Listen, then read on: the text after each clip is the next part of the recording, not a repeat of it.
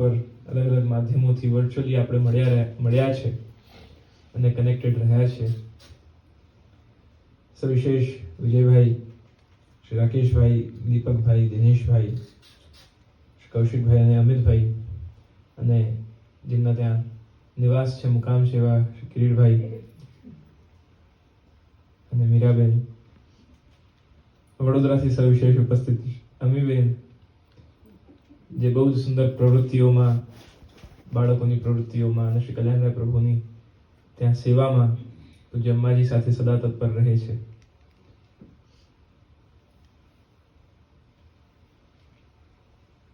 બધા અલગ અલગ સ્થાનો પર વિભિન્ન પ્રકારોના વિષયોને લઈને ચિંતન કરતા કરતા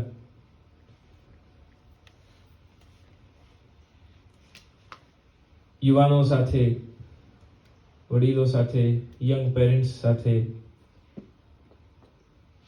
ઘણીવાર એવા પ્રશ્નો આવે કે આ કેમ કરવું, શાની માટે કરવું, વાય એ આજના સમયમાં સૌથી મોટો પ્રશ્ન છે. હાવ તો બહુ પછી આવે છે, પણ વાય બહુ જ પહેલા આવી જાય છે. કારણ કે વાય ખબર પડે તો પછી હાઉ ટુ ડુ ઇટ આવે. કેમ કરવું, પછી કેવી રીતે કરવું, કેવી રીતે કરીને શું કરવું, પછી 5 Ws and 1 H, who, what, when, where, how, why અને where. સત્સંગ કરવા માટે સત્સંગના બહુ અલગ અલગ પ્રકારો બતાવ્યા છે. વ્યક્તિ એકલો હોય તો પણ સત્સંગ કરી શકે છે. સત્સંગ એટલે કે સારો સંગ કે સાચો સંગ એ વ્યક્તિ પોતાની જાત સાથે પણ કરી શકે છે, વ્યક્તિ કોઈ ગ્રંથ સાથે પણ કરી શકે છે, કોઈ અન્ય વ્યક્તિ સાથે પણ કરી શકે છે. દુસ્સંગ જ્યાં ન હોય ત્યાં સત્સંગ છે. પ્રભુ સાથે પણ થાય, વૈષ્ણવ સાથે પણ થાય અને વૈશ્વાનર સાથે પણ સત્સંગ થાય છે. પણ આજના ન્યુક્લિયર ફેમિલીઝના યુગમાં, જ્યાં બધા ઇન્ડિવિજ્યુઅલિસ્ટિક પોતાની લાઈફને બનાવી રહ્યા છે, જ્યાં મારું શું છે, મારે શું કરવાનું છે, મારી શું ડ્યુટીઝ છે, સેલ્ફ સેન્ટર્ડ જ્યારે લાઈફ બની છે, ત્યારે આ સમજવું બહુ જ જરૂરી થઈ જાય છે કે આપણું ધર્મ શું કહે છે. It has been a fashion to say that I am a spiritual person. ઘણા આજકાલ એવું કહે છે કે I am not a religious person, but I am spiritual. હું આધ્યાત્મિક છું, ધાર્મિક નથી. But is it possible to be spiritual without practicing? ગાડી ચલાવ્યા વગર આપણે ડેસ્ટિનેશન પર ગાડીમાં બેસીને પહોંચી નથી જતા. એ ટ્રેડમિલ જેવું થઈ જાય કે people are running but they are reaching nowhere. Treadmill પર લોકો દોડી રહ્યા છે, પણ ક્યાં? કશે પહોંચતા તો નથી. તો directly jumping to the conclusion કે I am a spiritual person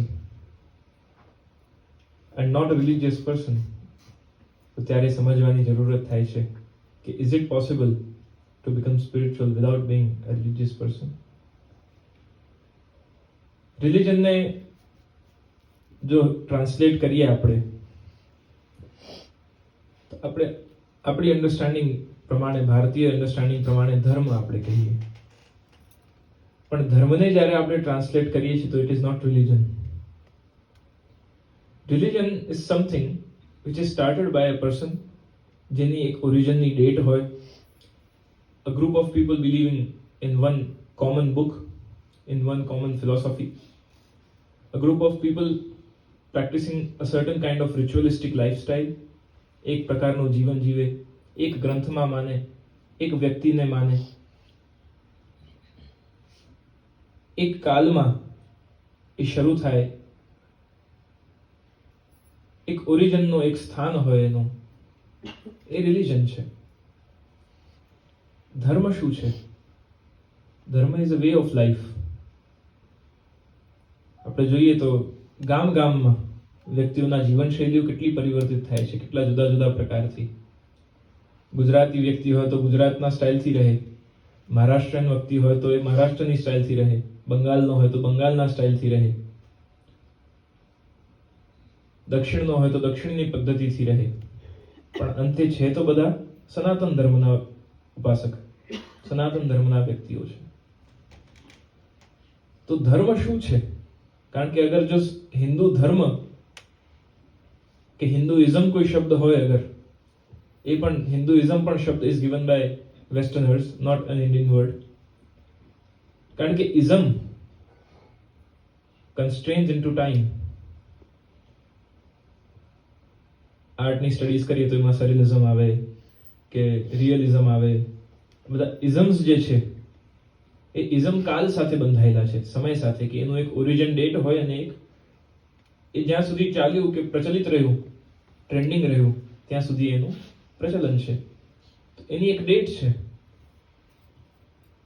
પણ is it possible to identify a date four ધર્મ? કારણ કે જે જીવન શૈલી છે, કેવી રીતે આપણે ઉઠીને શું કરીએ છીએ, આપણે કેવા વસ્ત્ર ધારણ કરીએ છીએ, કેવું ભોજન કરીએ છીએ, કેવા વિચારો ધારણ કરીએ છીએ, આપણું અપ્રોચ કેવું છે. બહુ જ કોમન લેમેન્સ એક્ઝામ્પલ આપું, અગર આપણે ભારતીયોનું સ્વભાવ કે બચત કરવાની, બાકી અહીંયા અમેરિકન્સના લાઈફસ્ટાઈલ આપણે જોઈએ તો બે મળે અને તરત બધું ખતમ પણ થઈ જાય વીકેન્ડમાં. સેવિંગ્સ જેવું કંઈ ન હોય. તો એ આપણો ધર્મ બતાવે કે ભાઈ તમે બચત કરો છો, પણ પછી એનો ઉપયોગ કેવી રીતે કરવો. તો આ એક બહુ જ કોમન એક્ઝામ્પલ જે આપણા લાઈફસ્ટાઈલને બતાવે. તો ધર્મ શું છે? ધર્મ is a way of life, approach. આપણને ખબર છે તિલક કરવું જોઈએ, આપણને ખબર છે માળા પહેરવી જોઈએ, આપણને ખબર છે સમય પર દાન કરવું જોઈએ. કોઈ ઉત્તરાયણ આવી, સંક્રાંતિ આવી તો દાન કરીએ, અમુક એકાદશી આવી તો એ દિવસે દાન કરીએ, ગૌ સેવા કરવી, દર્શન કરવા, મંત્રની દીક્ષા લેવી. હિન્દુ નાતે મંત્રની દીક્ષા લેવી છે. લગ્ન થાય તો લગ્ન પણ કોઈ આપણા ત્યાં, it is not just a contract કે પેપર પર સિગ્નેચર થયા અને કોન્ટ્રાક્ટ સાઇન થઈ ગયું એટલે લગ્ન થઈ ગયા. એ લગ્ન નથી.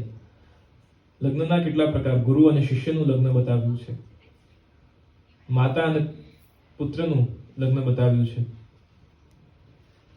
જીવાત્મા અને પરમાત્માનું લગ્ન બતાવ્યું છે. તો ધર્મ શું કહે છે કે વોટ આર યોર ડ્યુટીઝ, શું કરવું જોઈએ.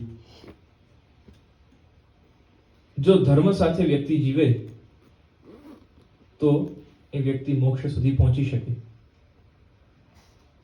અત્યારના જીવન શૈલીમાં, લાઈફસ્ટાઈલમાં કમ્પેરિઝન કરીએ આપણે તો ધર્મ પછી આવે છે, પહેલા અર્થ આવે છે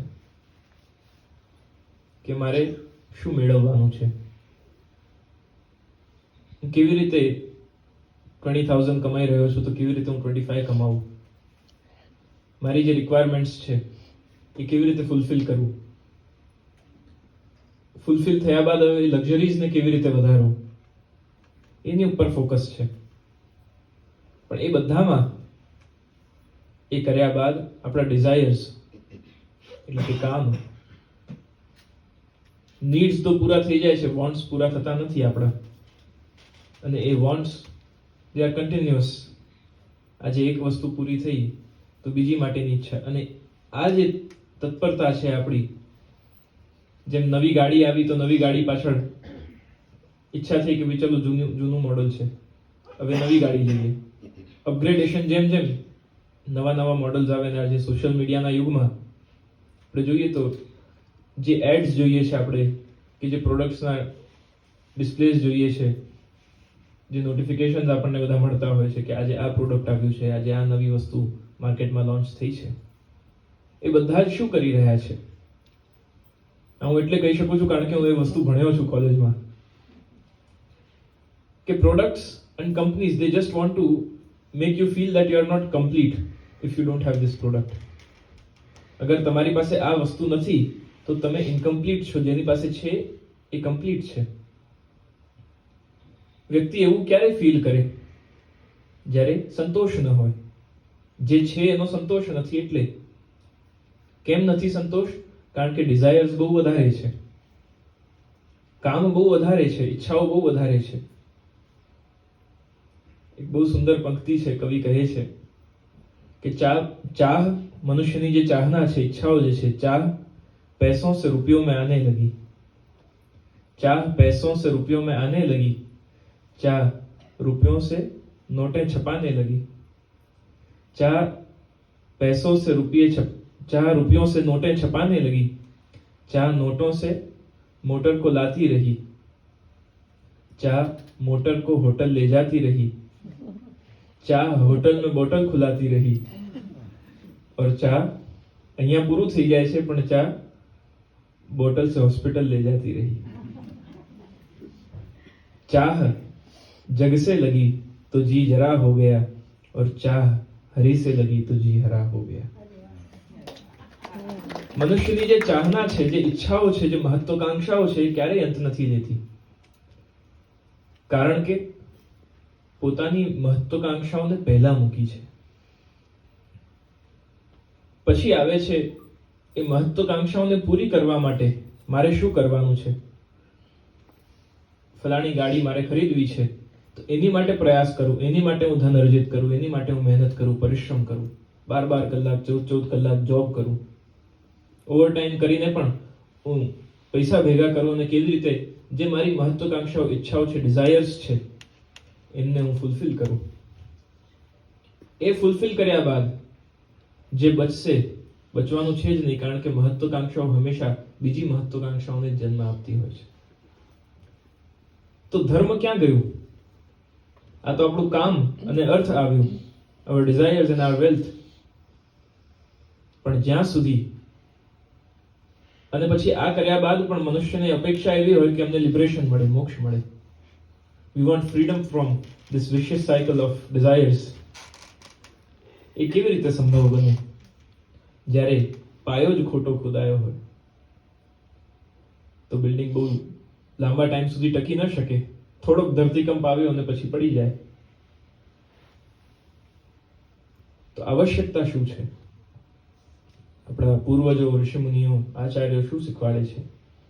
એ કહે છે કે આ સાયકલમાં પહેલા ધર્મને મૂકો. ધર્મ જેમ કહે તદ અનુસાર અર્થનું અર્જન કરો. કેવા કામ કરીને, કયા પ્રકારથી, કેવા વિચારોને ધારણ કરીને, અમુક પ્રકારનું ખોટું કામ છે કરીને મારે ધન અર્જિત નથી કરવું. અમુક પ્રકારથી મારી પાસે પૈસા છે તો હું એનો અમુક પ્રકારથી ઉપયોગ કરું. Wealth is not just about money, but it is also about your physique. આપના શરીર પણ આપણું ધન છે. તો કઈ દિશામાં આપણે આપણા અર્જિત કરેલા ધનને વિનિયોગ કરવો, એ આપણને ધર્મ શીખવાડે. એ અર્થ મળ્યા બાદ આપણું કામ, આપણા ડિઝાયર્સ જે છે, કઈ વસ્તુ કરવાની, કઈ વસ્તુ નહીં કરવાની. ઈચ્છાઓ તો બહુ જ હોય, પણ બધી જ ઈચ્છાઓ આપણા હિતમાં હોતી નથી. તો એ ઈચ્છાઓ માટે શું કરવું, શું નહીં કરવું, એ વિવેક જે આપે એ ધર્મ છે. ઘણીવાર એક્ઝામ્પલ આપતો હોઉં છું કે બાળકો ઘરમાં હોય, પેરેન્ટ્સ હોય, તો ટીવી ચાલી રહ્યો છે, કઈ મૂવી કે કઈ ચેનલ જોવી અને કઈ નહીં જોવી, એ બાળકો બેઠા છે ત્યારે કઈ ચેનલ ચાલુ રાખવી અને ચેન્જ કરવી, કયો સીન આવી રહ્યો છે, એ વિચાર માતા પિતાને હોવો જોઈએ. આજે એક ફેશન બની ગયું છે ઘણા બધા મારી એજના યંગસ્ટર્સને કે અમે તમારા પેરેન્ટ્સ સાથે ડ્રિંક્સ લઈએ છીએ. એ કહે છે કે પેરેન્ટ્સને એવું છે કે ભાઈ બહાર જઈને કરે એના કરતા મારી જોડે જ કરે ને. પણ કેમ? Because it is the part of fashion. તમે કરો છો એટલે એને કરાવડાવું. રીઝન શું છે પાછળનો? એ વિવેક.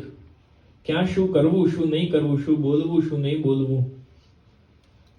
હું આ બોલીશ તો એનાથી સામેવાળા વ્યક્તિ ઉપર શું અસર પડશે, એનું રિફ્લેક્શન મારી ઉપર પાછું શું આવશે?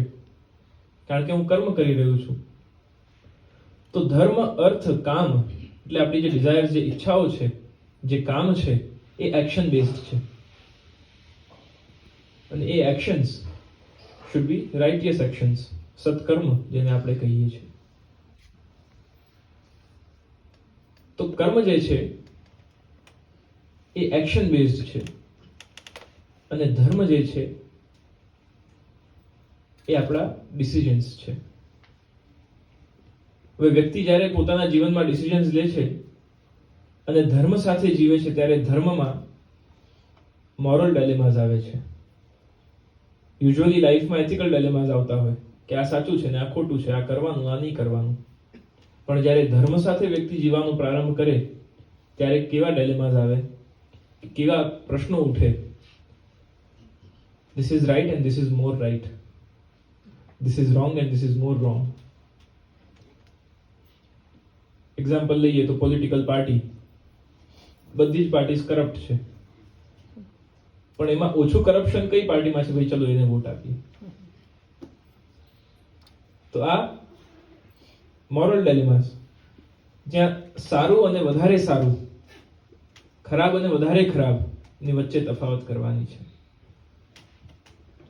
તો જ્યારે એ ડિસિઝન લઈએ છીએ ત્યારે આપણને ધર્મ ત્યાં આવે છે અને ધર્મ શીખવાડે છે અને કહે છે કે આ કરવાથી આ થશે. દર્શન કરવા, માળા પહેરવી, મંત્રની દીક્ષા લેવી, તિલક કરવું, આ બધું ધર્મ કહે છે.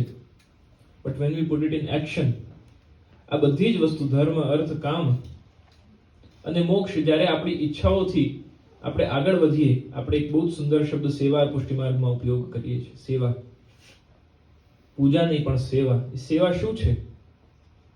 એ જ લિબરેશન છે, એ જ મોક્ષ છે આપોઆપમાં. કારણ કે ત્યાં સેવામાં આપણી કોઈ જ મહત્વાકાંક્ષાઓ નથી. કેવલ જે સામે છે એવા પ્રભુને, એવા વૈષ્ણવને, એવી ગૌ માતાઓને, એવા જીવોને, એમની પ્રસન્નતા શેમાં છે, એમનું સુખ શેમાં છે, એનો વિચાર કરીને જે ક્રિયા કરવામાં આવે એ સેવા છે. જ્યાં મને સુખ થાય, મને કંઈક પ્રાપ્ત થાય એવી અપેક્ષા નથી અને સામે જે છે તેને પ્રસન્નતા થાય, એને સુખ પ્રાપ્ત થાય, એ જે ઈચ્છા છે એ જ મોક્ષ છે, લિબરેશન છે. કારણ કે મારી મહત્વાકાંક્ષાઓ પૂરી થઈ ગઈ, હવે હું શું કરી શકું છું બીજા માટે, એ વિચાર પ્રારંભ થયો છે. એ વિચાર ક્યારે પ્રારંભ થઈ શકે? જ્યારે શરૂઆત ધર્મથી થાય. અને એ ધર્મને પ્રેક્ટિસ કરતા કરતા ડાયરેક્ટ સ્પિરિચ્યુઆલિટી સુધી ન પહોંચી શકાય. ગઈકાલે જ એક્ઝામ્પલ આપી રહ્યો હતો રિચમન્ડમાં કે 3 વસ્તુઓ બહુ જ બેઝિક છે. પહેલું છે જ્ઞાન, એટલે ટુ હેવ નોલેજ, દર્શન કરવા, તિલક કરવા, આ નોલેજ હોવું. પછી છે વિજ્ઞાન, which is science, experiment oriented, જેમાં આપણે ખબર છે કે આવું કરવાનું, પણ જ્યારે પ્રેક્ટિસ કરીએ ભાઈ ખોટું નથી બોલવાનું. વૈષ્ણવ છું, કોઈનું મન મારા લીધે દુભાય, કોઈને મારા લીધે ખરાબ લાગે, કોઈ મારા લીધે કષ્ટ પામે કે દુઃખી થાય, એવું મારે વર્તન કે વાણીથી નથી કરવું. ખબર છે આવું કરવાનું વૈષ્ણવ નાતે, વૈષ્ણવ તરીકે, પણ જ્યારે પ્રેક્ટિસમાં મૂકીએ ત્યારે એ ધર્મ આધ્યાત્મ બને છે. ખબર છે ત્યાં સુધી ઇન્ફોર્મેશન છે આપણી પાસે, આપણું નોલેજ થયું, જ્ઞાન થયું. એને પ્રેક્ટિસમાં મૂક્યું ત્યારે એ વિજ્ઞાન થયું. વિજ્ઞાન ઇઝ એક્સપેરિમેન્ટ. સાયન્સમાં એક્સપેરિમેન્ટ કરો તો જ આગળ આપણને રિઝલ્ટ્સ મળે. એમ ઇન્ફોર્મેશન કલેક્ટ થઈ, સત્સંગમાં ભેગા થયા, ગુરુ પાસે ગયા, વૈષ્ણવનો સંગ થયો, સદગ્રંથનો સંગ થયો. શ્રી હરિરાયજી તો કહે છે, શ્રી ભાગવતજીનો, શ્રી સુબોધનીજીનું, 84-252 વૈષ્ણવની વાર્તાજીનું અને શિક્ષાપત્રનું, આ ચારેયનું નિત્ય સત્સંગ કરો. ચારેય ન થઈ શકે તો કોઈ પણ એકનું પણ એક પાનું ખોલીને એક શબ્દ પણ વાંચો રોજ, નિત્ય. એનાથી શું થાય છે? આ સત્સંગથી થાય છે. દુસ્સંગ દુષ્ટા અને દુર્જ્ઞાન દુષ્ટા, 2 પ્રકારના બીજા દુસ્સંગ છે. દુસ્સંગ દુષ્ટા એટલે કે સંગ તો થયો કોઈની સાથે, પણ એ આપણને સદમાર્ગથી, સદવિચારથી, ધર્મથી, આધ્યાત્મથી દૂર લઈ જાય. છોડને યાર, આ બધું શું, આપણી તારી ઉંમર છે કરવાની? 4 ધામની યાત્રા કરીને આવ્યા હોઈએ કે તીર્થ યાત્રા કરીને આવ્યા હોઈએ, ઓહો બહુ મોટા ભગત થઈ ગયા તમે તો. એ જે વિચાર છે એ દુસ્સંગ દુષ્ટા છે. એ આપણને, આપણે સારું કરતા હોઈએ તો પણ આપણને ડિમોટિવેટ કરી દે ને થાય કે છોડને હવે ચલો, જેને આપણે કહીએ છીએ પિયર પ્રેશર. અને બીજું છે દુર્જ્ઞાન દુષ્ટા. આવું તો હોય જ નહીં. આપણને વિશ્વાસ હોય પણ એ વિશ્વાસ ઉપર પણ સંશય ઉભો કરીને અને આપણા વિશ્વાસને ડગમગાવી દે. શ્રી હરિરાયજી 84 વૈષ્ણવની વાર્તાઓમાં ભાવ પ્રકાશમાં બહુ જ સુંદર રીતે પોતે જ આ સંશય ઉભા કરે છે, પ્રશ્નો ઉભા કરે છે કે આ વાર્તા પ્રસંગમાં આવું વાંચ્યું આપણે, આવું સાંભળ્યું આપણે, પણ આવું થઈ કેવી રીતે શકે? તો એ સંશય એ જ જીવને વિશ્વાસથી દૂર રાખે છે. ડાઉટ હોવું, એ ડાઉટ આપણને કોન્ફિડન્સ નથી આવવા દેતું, વિશ્વાસ નથી આવવા દેતું. તો શ્રી હરિરાયજી પોતે જ એમાં ડાઉટ ક્રિએટ કરીને એ ડાઉટને રિઝોલ્વ કરે છે. પણ જે આપણને ડાઉટ ક્લિયર ન કરતું હોય, ખાલી ડાઉટ ક્રિએટ કરતું હોય, એ દુર્જ્ઞાન દુષ્ટા છે. એ આપણને આપણા સદમાર્ગથી, સદવિચારથી અને પ્રભુથી દૂર લઈ જાય છે. તો જો આધ્યાત્મનો અનુભવ કરવો હોય તો the journey begins from collecting the information. If you don't know કે કયા કેમિકલ સાથે કયો કેમિકલ મિક્સ કરવાનો, તો પછી રિઝલ્ટમાં કદાચ ભડકા પણ થઈ શકે છે. તો to find a proper result, how is it possible? આપણને શું પ્રાપ્ત કરવું છે, એ રિઝલ્ટ કેવી રીતે ખબર પડે કે હું આ કરીશ તો એનાથી આ રિઝલ્ટ મળે? તો of course we have to go back and look કે કોણે કોણે આ એક્સપેરિમેન્ટ પહેલા કર્યા છે, કોણે એનું અનુભવ કર્યું છે, કોણ આ પ્રક્રિયાથી પસાર થયું છે. એટલે આપણે જઈએ ગુરુ પાસે. શ્રી મહાપ્રભુજી આચાર્ય છે, વલ્લભકુલ પરિવાર આચાર્ય સ્થાન પર બિરાજે છે. આચાર્ય કોણ? જે પોતે આચરણ કરે અને પછી ઉપદેશ આપે. શ્રી મહાપ્રભુજી પોતે અનુભવ કરે છે. માર્ગોયમ સર્વ માર્ગાનામ ઉત્તમઃ પરિકીર્તિતઃ. શ્રી મહાપ્રભુજી કહે છે મેં પોતે અનુભવ કર્યો છે. બધા જ શાસ્ત્રો, ગ્રંથો, અન્ય વિચારોને મેં વાંચ્યા, સાંભળ્યા, એની ઉપર ચિંતન કર્યું, અને એ બધું જ કરીને હું કહી શકું છું આ કે માર્ગોયમ સર્વ માર્ગાણામ, આ જે માર્ગ હું પ્રગટ કરી રહ્યો છું એ ઉત્તમઃ પરિકીર્તિતઃ, એ સર્વથી ઉત્તમ છે. અને એટલે જ એ માર્ગના પ્રગટ કરતા શ્રી મહાપ્રભુજી બી સર્વોત્તમ છે. તો ગુરુનો સંગ, કેવા ગુરુનો સંગ થાય? શ્રીમદ મહાપ્રભુ વલ્લભાધીશનો સંગ, જે હુતાશન છે, જે આપણી અંદર રહેલા વિકારોને બાળી નાખે છે. જેમ સુવર્ણને સ્વચ્છ કરવું હોય, સોનાને સાફ કરવું હોય તો એને તપાવવું પડે છે, એમ આ જીવ જે છે એ સુવર્ણ જેવો છે, મૂલ્યવાન છે, પણ વિકારોના કારણે એ પોતાના મૂલ્યને અનુભવ કરી શકતો નથી, પોતાની જાતને ઓળખી શકતો નથી. અને એ વિકારોને જો દૂર કરવા હોય તો શ્રી મહાપ્રભુજીનો આશ્રય કરવો પડે. એ જ્ઞાન આપણને સત્સંગથી પ્રાપ્ત થાય. એટલે કે વૈશ્વાનરનો સંગ. વૈશ્વાનર એ અગ્નિનું નામ છે, અને વૈશ્વાનરનો સંગ થાય ત્યારે આપણા વિકારો એ દૂર થાય છે. બીજો સંગ એ વૈષ્ણવનો સત્સંગ. श्री महाप्रभु जी પણ દામોદરદાસ સરસાનીજીને કહે છે કે श्री गुसाई जी के हृदय में पुष्टि मार्ग की रीत और प्रीत स्थापित करनी है. એટલે વૈષ્ણવનો સંગ, એક વૈષ્ણવને બીજા વૈષ્ણવનો સંગ, એક વૈષ્ણવને વલ્લભનો સંગ, વલ્લભને પણ વૈષ્ણવનો સંગ.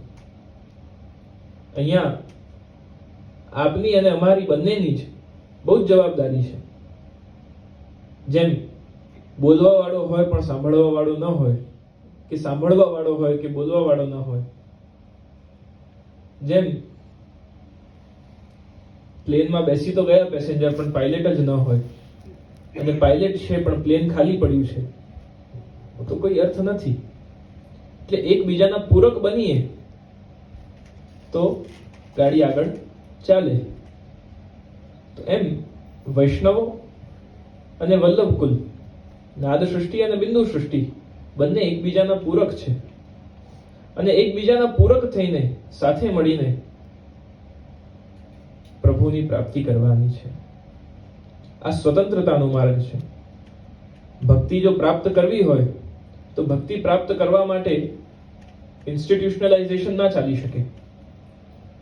We can spread the message through the institutions, but we cannot achieve bhakti through institutions. એ વ્યક્તિગત છે. દરેક વ્યક્તિ પોતાના વ્યવસ્થા પ્રમાણે સ્વાધિકારાનુસારેણ માર્ગસ્ત્રેધા ફલાય. શ્રી મહાપ્રભુજી કહે છે નિબંધમાં કે સ્વાધિકારાનુસારેણ પ્રત્યેક વ્યક્તિનું પોતપોતાનું અધિકાર છે, પાત્રતા છે. કોઈનું પાત્ર મોટું છે, કોઈનું પાત્ર નાનું છે, અને એ પાત્રમાં જે પ્રકારથી રસ ભરી શકાય છે, દરેકની જુદી જુદી કેપેસિટીઝ અને પોતાની જુદા સામર્થ્ય છે. કોઈ રાજસિક ભક્ત છે તો કોઈ તામસિક ભક્ત છે, કોઈ સાત્વિક છે તો કોઈ નિર્ગુણ છે. અને પોતાને અધિકાર પ્રમાણે જો આપણે એવો પ્રયાસ કરીએ કે જે રૂલ્સ એક વ્યક્તિ સાથે એપ્લિકેબલ છે એ જ બીજા સાથે થાય તો એ સંભવ નહીં બને, કારણ કે બંનેની જુદી જુદી જીવન શૈલીઓ છે, બંનેના જીવનની પ્રોબ્લેમ્સ જુદી છે. અને એટલે જ શ્રી હરિરાયજી કહે છે કે વૈષ્ણવોનો સંગ, વૈષ્ણવના સંગથી વૈષ્ણવ પોતાના લાઈફમાં પ્રોબ્લેમ્સ આવે તો કેવી રીતે સોલ્વ કરે? કારણ કે પ્રોબ્લેમ વગરની લાઈફ તો કોઈની જ નથી હોતી. દરેકના લાઈફમાં પ્રોબ્લેમ્સ અને ચેલેન્જીસ તો છે જ, અને ન હોય તો તમે જીવી રહ્યા છો એ પ્રશ્ન ચિહ્ન છે. If there are no problems in life, then there has to be this question that are you living? કારણ કે જે જીવે છે એને પ્રોબ્લેમ્સ તો હોય જ છે. વૈષ્ણવો માટે આજના સમયમાં એવા ભગવદીઓ ક્યાં મળે એ બહુ જ મોટો પ્રશ્ન ચિહ્ન છે. એનો સમાધાન પણ શ્રી હરિરાયજીએ જ આપ્યો છે, શ્રી ગોકુલનાથજીએ આપ્યો છે. વાર્તા પ્રસંગોમાં શ્રી મહાપ્રભુજીના તો 84 થી પણ વધારે ભક્તો હતા, 84 થી વધારે વૈષ્ણવો હતા. જો વાર્તાજીઓ જ આપણે વાંચીએ તો એમાં ઇફ વી કાઉન્ટ ઇન્ડિવિજ્યુઅલી વાર્તા પ્રસંગ પ્રમાણે તો જ 84 થી વધારે થઈ જાય છે વૈષ્ણવ. તો પછી આ 84 ના અંક ઉપર કે 252 ના અંક ઉપર કેમ આટલું એમ્ફેસિસ આપવામાં આવ્યું? આ 84 માં એવી શું જુદી વાત છે? તો ત્યારે કહે છે કે આ 84 એવા રોલ મોડલ્સ છે, આ 84 લાખ યોનિઓના પ્રતિનિધિત્વ કરતા આ 84 એ ભગવદીય વૈષ્ણવો છે કે જેમના જીવનમાં દરેકની ઇન્ડિવિજ્યુઅલ લાઈફમાં કયા કયા પ્રોબ્લેમ્સ આવ્યા, કેવી રીતે ભગવત પ્રાપ્તિ થઈ, કેવી રીતે શરણાગતિ થઈ, કેવી રીતે પોતાની જીવનની પ્રોબ્લેમ્સને એમને સોલ્વ કરી અને કેવા નિર્ણયો લીધા. વારંવાર નિત્ય આ વાર્તાજીઓનું વાંચન કરવાથી આપણને રિલેટ થાય બે વસ્તુઓ. એક તો આજે કોઈ પ્રોબ્લેમ થઈ છે, આ પર્સનલ અનુભવ શેર કરું કે આજે કોઈ વિચાર આવ્યો છે, કોઈ સમસ્યા ઊભી થઈ છે, કોઈ સિચ્યુએશન ઊભી થઈ છે અને એનો નિર્ણય જોઈએ છે અને નિત્યક્રમથી વાર્તાજીનું સત્સંગ કરતા હોઈએ તો એમાંથી જ આપણને સમાધાન મળી જાય છે. અને બીજું કે નિત્ય જે વાર્તાજીનું વાંચન કરતા હોય, સત્સંગ કરતા હોય અને વારંવાર એકને એક વાર્તાજીનું વાંચન થાય તો એમાંથી આપણને ખબર પડે છે કે કયા વૈષ્ણવ સાથે આપણી લાઈફ મેચ થઈ રહી છે અને આપણે પોતાના જીવનમાં કેવા નિર્ણય લેવાના છે. એ રિપ્રેઝન્ટ કરતા 84 વૈષ્ણવો. તો જો આજના સમયમાં જો ભગવદીય વૈષ્ણવો એવા અનન્ય દ્રઢતાવાળા નિષ્ઠાવાન વૈષ્ણવો, શ્રી મહાપ્રભુજીના ચરણમાં દ્રઢ આશ્રયવાળા વૈષ્ણવો જો ન મળે તો શું કરવું? અગર એવો પ્રશ્ન આવે તો આ ભગવદીયની વાર્તાઓનો સંગ કરજો. એ અમર વાર્તા પ્રસંગો છે અને એ ભગવદીઓનું જીવન પણ અમર છે. Once you connect with them, જેમ વાઈફાઈ થી કનેક્ટ થવા માટે પાસવર્ડ ખોટો નાખો તો કનેક્ટ ન થવાય, ભલે 50 વાર નાખો પાસવર્ડ, જ્યાં સુધી સાચો પાસવર્ડ એડ ન થાય ત્યાં સુધી કનેક્ટ થઈ શકાતું નથી. એમ once we connect with those ભગવદીય વૈષ્ણવ, એ વૈષ્ણવો સાથે એકવાર કનેક્શન બિલ્ડ થયું કે ના, આમનું જીવન મારા લાઈફ સાથે મેચ થઈ રહ્યું છે અને આમને જે પ્રકારથી પોતાના જીવનમાં નિર્ણયો લીધા, હવે એ પ્રકારથી હું એ વૈષ્ણવ આપોઆપ એકવાર એ કનેક્શન ડેવલપ થયું પછી આપને ગાઈડ કરતા થશે. સમસ્યા આવશે ત્યારે યાદ આવશે કે આમણે આવી રીતે કર્યું હતું, ચલો આવી રીતે નિર્ણય લઈએ. તો પહેલો વલ્લભનો સંગ, વૈશ્વાનરનો સંગ, બીજો વૈષ્ણવનો સંગ અને ત્રીજો ગ્રંથોનો સંગ.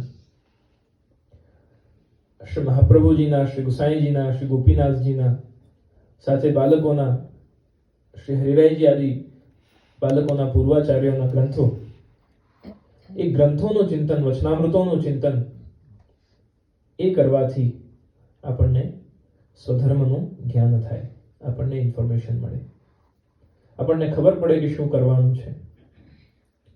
અને એ ખબર પડ્યા પછી આ ત્રણ પ્રકારથી જ્યારે જીવ કનેક્ટ થાય છે ત્યારે જઈને એ આધ્યાત્મિક બને છે. સ્પિરિચ્યુઆલિટી કે આધ્યાત્મ બંનેને જો સમજીએ તો ઇંગ્લિશમાં spirituality, which means to know your spirit. For example, a person has sportsman spirit. બહુ જ ઉર્જાવાન છે અને ભલે એને કંઈક તકલીફ પડી પણ એમાં એટલી સ્પોર્ટ્સમેન સ્પિરિટ છે, આખી ગેમની બધાની દ્રષ્ટિ પછી એની ઉપર જતી રહે છે. કે એક બુક રીડિંગ થતી હોય તો જે બુક વાંચતું હોય, that person becomes the spirit of the whole gathering. કારણ કે બધાને વચ્ચે ધ્યાનનો કેન્દ્ર એ બની જાય છે. તો સ્પિરિટ એટલે કે જે આખા શોને રન કરે. હમણાં બધું પરિચયમાં પહેલા બોલાયું બધું કે આ કરે છે, આ કરે છે, તો એમાં એ જ કહેવા માંગુ છું કે કરતે હો તુમ કનૈયા, મેરા તો બસ નામ હો રહા હૈ. જે સ્પિરિટ છે આપણી અંદર એ શ્રી કૃષ્ણ છે. બુદ્ધિ પ્રેરક કૃષ્ણસ્ય પાદ પદ્મમ પશ્યિત તુષ્ય, મહાપ્રભુજી કહે છે કે આ બુદ્ધિને પ્રેરણા આપવા વાળા જ શ્રી કૃષ્ણ છે. અને જ્યારે જીવને એ અનુભૂતિ થઈ જાય કે શ્રી કૃષ્ણ મારી અંદર વસે છે અને શ્રી કૃષ્ણ તારી અંદર પણ વસે છે, બે દ્રષ્ટિકોણ હોઈ શકે કે તો બધામાં એને જોવું કે એમાં બધાને જોવું. એ સર્વાત્મ ભાવ જ્યારે આવે છે ત્યારે જીવ આધ્યાત્મિક બને છે. કે તું કેવો પણ હોય, તારામાં કેવા પણ વિકાર અને સંસ્કાર હોય, એનાથી મને કોઈ નિસ્બત નથી. તારી અંદર શ્રી કૃષ્ણ છે એવો મને દ્રઢ વિશ્વાસ છે. મેં મારી અંદર રહેલા કૃષ્ણને જાગૃત કર્યા છે અને જાણ્યા છે, એટલે હું આધ્યાત્મિક બન્યો છું. અને તું પણ તારી અંદર રહેલા શ્રી કૃષ્ણને જાગૃત બનાવે એ છે તારી અંદર, તું જાણતો નથી. જો તું જાણી લઈશ તો તું પણ આધ્યાત્મિક બની જઈશ. એ જ વૈષ્ણવતાનો સિદ્ધાંત કે તુજ સંગે કોઈ વૈષ્ણવ થાય તો તું વૈષ્ણવ સાચો રે. તારા સંગનો રંગ ન લાગે ત્યાં સુધી તું કાચો રે. આ કયો સંગ છે અને કયો રંગ છે? અહીંયા પકડી પકડીને તું રંગાઈ જાને રંગમાં, શ્રી મહાપ્રભુજીના રંગમાં, શ્રીનાથજીના રંગમાં. પકડી પકડીને રંગવાની જરૂરત નથી. કેવલ ભીતર રહેલા જે શ્રી કૃષ્ણ છે એ શ્રી કૃષ્ણને જાગૃત કરવાની જરૂરત છે. જો શ્રી કૃષ્ણ જાગૃત થઈ જશે, ભગવદ્ ગીતામાં ભગવાન કહે છે કે પ્રત્યેક વસ્તુની અંદર, પ્રત્યેક વ્યક્તિની અંદર રહેલી જે ચેતના છે, જે આત્મા છે, એ હું પોતે છું. અને એ આત્મા રૂપ બનીને સાક્ષી રૂપથી હું જીવના કર્મને દર્શન કરું છું. જેમ એક વૃક્ષ પર બેસેલો પક્ષી બીજા પક્ષીને ફળ ખાતા જુએ છે સાક્ષી ભાવથી કે આ શું કરી રહ્યો છે, એમ હું જીવની અંદર રહેલો છું. એ બીજા જે પક્ષી ફળ ખાઈ રહ્યો છે એને ખબર નથી કે કોઈ જોઈ રહ્યું છે મને. એમ સાક્ષી ભાવથી હું પ્રત્યેક જીવની અંદર વાસ કરું છું. જીવ જાણી નથી શકતો, મને મારી જાતને છુપાવતો બહુ સારી રીતે આવડે છે, ભગવાન કહે છે. તો એ જે ખેલ ચાલી રહ્યો છે આ દુનિયાનો, એની વચ્ચે આપણી અંદર રહેલા શ્રી કૃષ્ણ આપણે શું કરી રહ્યા છે, શું બોલી રહ્યા છે, શું ખાનપાન કરી રહ્યા છે, કેવા વિચારો ધારણ કરીએ છીએ, કેવા કર્મ કરીએ છીએ, એ સાક્ષી ભાવથી સાયલેન્ટલી બેઠા બેઠા જોઈ રહ્યા છે. અચ્છા ભાઈ આજે તે આ કર્યું છે, બરાબર. ઘણી વાર આપણા બધાના ઠાકોરજીઓ વૈષ્ણવના ભેગા થઈને મનોરથ થાય જ્યારે, ત્યારે બધા ઠાકોરજીઓ છાકનો મનોરથ કે દાનનો મનોરથ થાય ત્યારે ચર્ચા કરતા હશે અંદર બિરાજી કે તમે જેના ત્યાં બિરાજો છો એ તો તમને આવી રીતે ભૂખ ધરતા હશે નહીં? તો કે ના ના, મને તો હજુ જારીજી જ ભરે છે ખાલી. બીજા ઠાકોરજી કહે છે કે જારીજી ભરે છે, મને તો બેસાડી જ રાખે છે, ખાલી દર્શન કરે છે. તો એ ઠાકોરજીઓ કોણ છે? સ્વરૂપ. આપણી અંદર જે શ્રી કૃષ્ણનો રૂપ હતું એ જ પ્રગટ થઈને આપણા માથે પધાર્યું છે. એ આપણી ભીતર જ બિરાજી રહ્યા છે. અને આપણા ભાવને પોષિત કરવા, કારણ કે જીવ માટે બહુ જ ડિફિકલ્ટ છે પોતાની અંદરની યાત્રા કરવી. એની માટે શું કર્યું? તો સ્વરૂપ, જે ભીતર હતા, જે હૃદયમાં હતા, એમને પ્રગટ કરીને એને સ્વરૂપ રૂપમાં ઠાકોરજીના રૂપમાં આપણા માથે પધરાવ્યા, જેનાથી આપણા ધ્યાનનું એક કેન્દ્ર બને. આજે કેટલા બધા એવા અનેક રિલિજન્સ છે, વિચારધારાઓ છે, જે કહે છે અમે મૂર્તિ પૂજામાં નથી માનતા, અમે નિરાકાર બ્રહ્મમાં માનીએ છીએ. નિરાકાર બ્રહ્મની ઉપાસના કરીને પણ સાકારમાં માની રહ્યા છે. આપ જુઓ, ચર્ચમાં જઈએ ફોર એક્ઝામ્પલ, તો ચર્ચમાં નિરાકાર બ્રહ્મ, ગોડ હેઝ નો શેપ, પણ તો પણ ત્યાં ક્રોસ તો છે જ, ધ્યાન કેન્દ્રિત કરવા માટે એક બિંદુ તો છે જ. ઇસ્લામમાં જોઈએ તો ત્યાં દરગાહ છે, ત્યાં જોઈએ ત્યાં પણ કોઈ સ્થાન તો છે, કોઈ એક વસ્તુ છે જ્યાં આપણી દૃષ્ટિ કેન્દ્રિત થાય. અહીંયા તો કેવલ દૃષ્ટિ કેન્દ્રિત કરવાની નહીં, પરંતુ સમગ્ર ઇન્દ્રિયોને કેન્દ્રિત કરીને આપણી સેન્સીસ, આપણા ઓર્ગન્સ, હાથ, પગ, મોઢું, વાણી, દૃષ્ટિ, પ્રત્યેક જ્ઞાનેન્દ્રિય અને કર્મેન્દ્રિય અને 11મું આપણું મન, ચેતસ્ત પ્રવણમ સેવા, એ ચિત્તની પ્રવૃત્તિ સાથે જે આપણી ઇન્દ્રિયો સેવામાં પ્રવૃત્ત થાય, એ સંપૂર્ણ લેઝર પોઈન્ટ ફોકસ જ્યારે જીવનો એ સ્વરૂપ પર થઈ જાય કે જે મારી અંદરથી પ્રગટ થયા, એ જ આ શ્રી કૃષ્ણ છે. એ યાત્રા ત્યાંથી પ્રારંભ થાય છે અને પુનઃ માનસી સાપરામતા સુધી જાય છે. જે પ્રગટ થયા, હૃદયમાંથી જે બહાર પ્રગટ થયા, એમની સેવા કરતા કરતા પુનઃ આપણે યાત્રા ભીતરની માનસીમાં આ પ્રભુની કેવી લીલાઓ છે. પ્રભુ દાન લીલા કરે તો કેવી રીતે કરે, પ્રભુ માન લીલા કરે તો કેવી રીતે કરે, પ્રભુ ગૌચારણની લીલામાં પધારે તો કેવી રીતે પધારે. એ અનુભૂતિ થવી, એ એક્સપિરિયન્સ હોવું, that is spirituality, which starts from outside and ends inside. બીજ તો ભીતર જ છે, પ્રગટ બહાર થયું અને પુનઃ આપણને ભીતરની યાત્રા કરાવે છે. પણ એ ભીતરની યાત્રા કરવા માટે જે બીજ રોપ્યો છે એને ધર્મથી એટલે કે સૂરજની કિરણોથી, વિશ્વાસથી એટલે કે જલથી એનું સિંચન કરવું પડે, એની કેળવણી કરવી પડે, એને સાચવવું પડે. અને એ સાચવવા માટે સંસ્કારોની અને સત્સંગની બોર્ડર હોવી બહુ જ જરૂરી છે, નહીં તો કોઈ પણ આવીને ખેતને બગાડી જાય. એટલે સત્સંગના માધ્યમથી આપણે આ વેલ્યુઝને ધારણ કરીએ, આપણા ધર્મને જાણીએ, તો જ આધ્યાત્મ સુધી એટલે કે સ્વની અંદર રહેલા રૂપને, પ્રભુને ઓળખી શકીશું અને પછી એમની ઓર સુંદર રૂપથી સેવા કરી શકીશું.